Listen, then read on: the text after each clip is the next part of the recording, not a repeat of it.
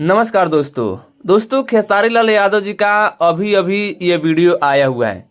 और इस वीडियो में आप लोग ध्यान से देखिए, आप लोगों को बहुत कुछ दिखेगा। लेकिन उससे पहले इस वीडियो के बारे में थोड़ा बात कर लिया जाए। देखिए, खेसारी लाल यादव जी का ये वीडियो अभी अभी आया हुआ है। इस वीडियो में खेसारी लाल यादव जी हैं, पंकज बिहारी जी हैं, बंटी यादव जी हैं। और एकदम से मुझे लग रहा है कि देहात एरिया में खेसारी लाल यादव जी देहात टाइप का दिख रहा है, हल्का हल्का शहर टाइप का भी दिख रहा है। तो आप लोग समझ लीजिएगा अपने हिसाब से। तो खेसारी लाल यादव जी इस वीडियो को देखकर मुझे लग रहा है कि अपने टीम के किसी व्यक्ति के घर पहुंचे हुए हैं। हो सकता है कि साथ में पंकज बिहारी है तो उनके घर पर भी गए होंगे, बंटी यादव जी है तो हो सकता है उनके घर पे गए होंगे। तो कोई बात नहीं, देखिए अचानक से मुझे लग रहा है खेसारी लाल यादव जी पहुंचे होंगे।